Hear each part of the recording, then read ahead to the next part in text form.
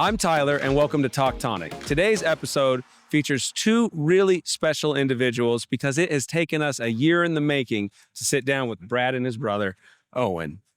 We were going to do this once before, weren't we? We were, yes. We were supposed to do it at Vartech, I remember. Yeah, luckily, Brad said he couldn't make it in the morning because we had a really fun night together the night before. We did. Where Owen showcased his dance skills.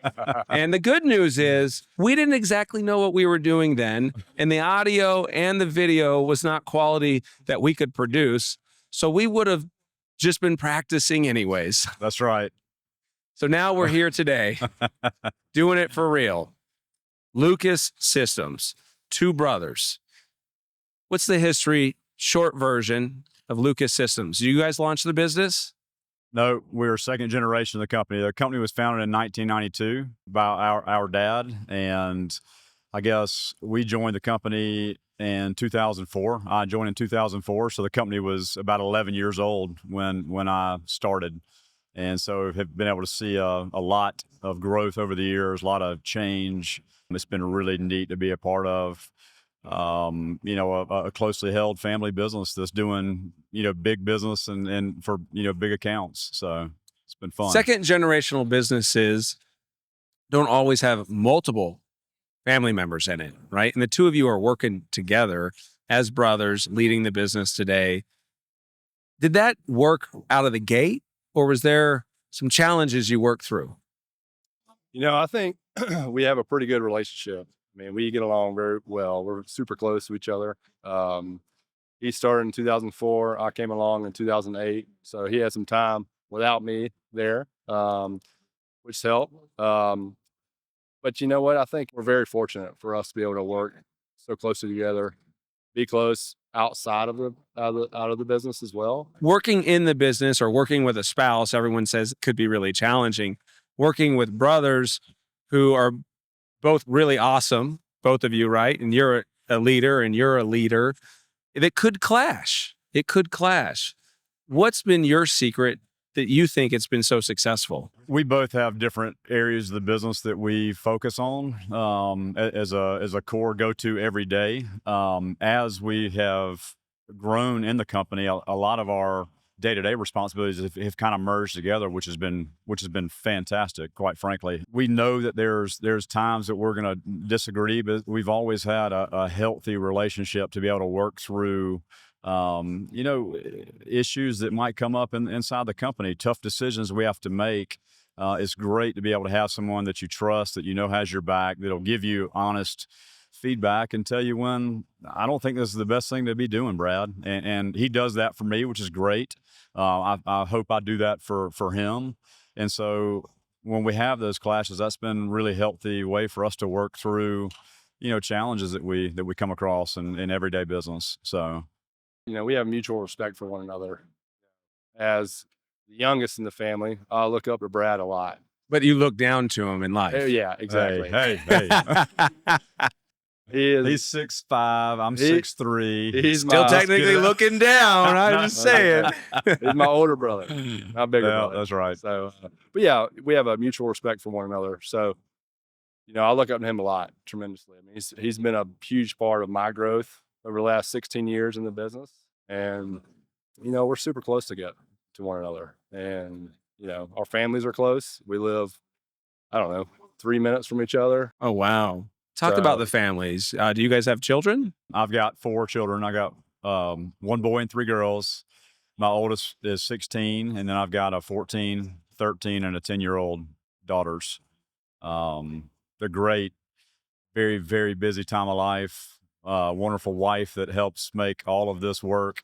Back home, she's an early childhood educator, teacher, and so fantastic when you have a big family. If you have their mom and your wife is a school teacher, it's incredible. She helps me in so many ways. But we're fortunate to be able to live close by and have our families be a big part of what we're doing as well. So, yeah, what's your family at home look like? So I have 3 boys. That's 7 if I did the math right. Yeah, that's a lot every day together. So we have 9-year-old, 7-year-old, and 5-year-old. So it's crazy town in my house. Yeah, now, so- especially when you get all of them together, I bet it's pretty Yeah. wild. Yeah. We did a vacation recently with all of us for the first time. We had a lot of fun. We crammed in a house and it was a lot of fun. So Well, what's the separation in personalities? Owen, clearly you're the better dancer. I saw it Correct. firsthand. Can you admit to this, or are you yourself a closet dancer we didn't see? I've got some moves. When Owen's on the dance floor, I let him have his light, you know. So I mean, he was pretty great. He so I was mean, great. He I am was. now wanting to see your moves. Owen's been known to get on the dance floor and to pick up a karaoke mic, no doubt. So Yeah.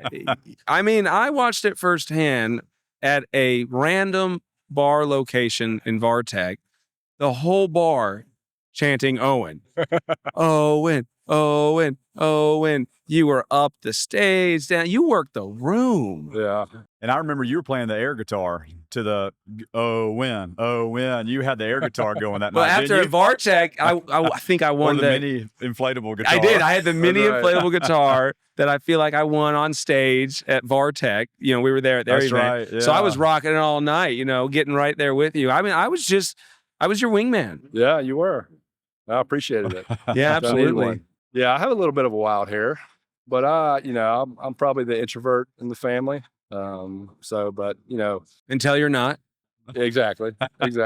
You get a little bit of courage in me. I can do some good stuff. So Yeah. I thought you did great, and it was really getting to know each other on that night that I think was a beginning of a great friendship. And was. I'm really looking forward to your dance moves. And the next time we have the opportunity, you're going to have to help me bring those out, Yeah, Brad, because I can do that. he's now laid it. He's a competitive. Are you competitive? I am, yeah. All right. So I can't, yeah. I have to. There will be a time in the near future. I'm sure I'm going to have to show off those moves. I have a brother that is 16 months younger than me, and I have an older brother. But me and my younger brother, we competed being so close. We had Yeah. the same best friends growing up. And so we pushed each other to be better constantly. It's like having a built-in coach every day because your brother's doing something, and so therefore you're doing it. Was that a dynamic in your upbringing? I think so. Owen and I are right at 3 years apart. So he was a freshman in high school when I was a senior. So we had 1 year together. It's a big difference in high school. But when we got to college, Owen came to the same school that I went to, University of South Carolina, and we grew closer there, which was awesome. But we always, played sports growing up together, and we pushed each other to be better competitors, better athletes. When we were, I guess, probably in middle school, I remember my mom bought us a pair of boxing gloves because we would get into it, and she'd say, if y'all were gonna get physical with each other, I want you to put these boxing gloves on. So we had these boxing gloves, and I don't think we ever threw more than maybe 1 or 2 punches at each other. We just started laughing. We'd be like, "What are we doing here?" So if you go through the process of having to pull on the gloves, It and slows to it just do down. it Yeah. slows the whole momentum of the fight down. Kills the mood, so for sure. Yeah. You're like, it kills the mood. I think Owen would just throw a boxing glove at my head or something. So, yeah. He still used the glove. That's right. but it was awesome being able to be that close. We have 3 sisters, so we just I'm in the middle and Owen's the youngest, as he said. But just having the relationship, the testosterone male relationship close by was awesome. So Yeah. And you had a lot of moms then at home, I imagine. that's right. That many sisters. So you guys didn't get in trouble much, I'm assuming. They tried to keep us out of it. Yeah, They tried very to. so- protective. So Yeah, they tried to. that's Yeah. right. They tried to. Didn't always work. Yeah.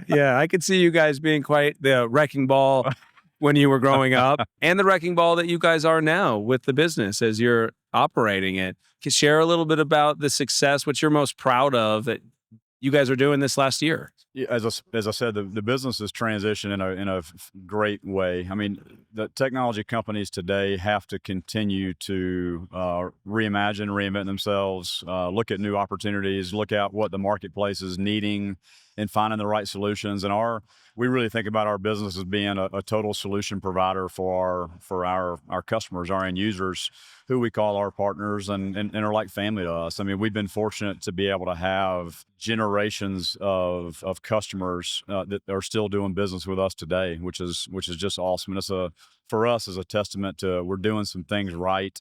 We're building relationships, which is great. And I'd say, to answer the question specifically, one of the things that I'm most proud of that we've done probably within the last couple of years is really focused on our culture.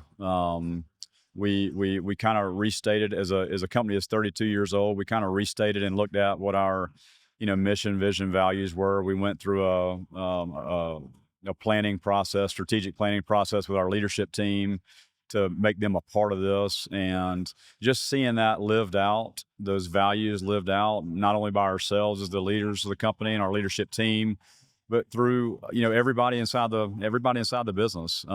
It's been important to them, and it's little gains each day that attribute to us living out our core values, which are service, urgency, and relationships, and that's what we're about. And it's one of the things I'm most proud of, I'd say. Something really wonderful that you have spent the time to do, because it's not something that has an immediate ROI. And I know that I've really tackled business by focusing in on how to grow revenue. Revenue allows us to make a lot of mistakes. And if you have enough revenue, you can work through those mistakes. But if you run out of revenue, you can't.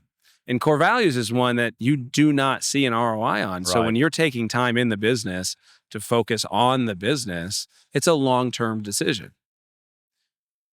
Were you part of this process? Absolutely. I had a feeling you were. Yeah. So we, I think the biggest thing that we did was bring in others from our management team to be a part of this process versus just me and Brad doing this. We wouldn't get the buy-in. We wanted their buy-in, and bringing them in to do that process, I thought, brought us closer together, more accountability for each other from them, because we're putting it out there. We're working together on it. They agree with what we're, putting down on paper. For so long, it was, our father, he was running the business. It was him, But as we've kind of transitioned, we want to bring other people in for us to be able to grow and do more things and have their input. So that was, I think, a great part of how we went about it. Yeah, culture as a competitive advantage. Actually, the RSPA asked me to speak on that. This just rolls off the end of your tongue. You got culture nailed. Is there an example, as I say that comes to mind, that you've seen a change in the behavior or a positive response by an employee or a customer with the work you've done on your culture? Yeah, we started, once we have had this information kind of stated and written down on paper, we started to more actively look for these core values being lived out. Were our customers feeling it? Are we just stating on a piece of paper? Are our employees living by it, or are we just just stating this on a piece of paper? And so we got a really neat referral letter back from a customer, and one of the I'll kind of ad lib it here, but basically it said Lucas understands relationships. They get relationships. They've been a long-term partner of ours, and we will happily recommend them to other potential clients that could be a use of their company. And that, to me, the word relationships being one of our core values just kind of jumped out. And I said, we're doing something right, because our customers are stating this back to us. And to mention the ROI, that it's hard to calculate something like that when you're putting together your core values and focus on mission, vision, and values. It's a great thing to be able to see that, because our customers are getting it, and we know of other examples too that our staff are living it out every day and letting our customers feel it. Well, thank you guys, and thank you for listening into this conversation. They mentioned referrals. I've got to know the Lucas brothers, and there's someone I want to do business with. Somebody we've said we should work with those guys because of their core values, how you guys carried yourself. So I think anybody considering to work with you, they're making a good decision. And I hope you guys continue to show your core values and do a great job. And I look forward to working with you. We do both as well. of you. Absolutely. Yeah, on the dance floor. That's right. All right, we do guys. as well. Thanks, Tyler. All right, I got some t-shirts for you, but thank you very much. Thanks for being on Talk Tonic. Appreciate it. Thank you. Absolutely.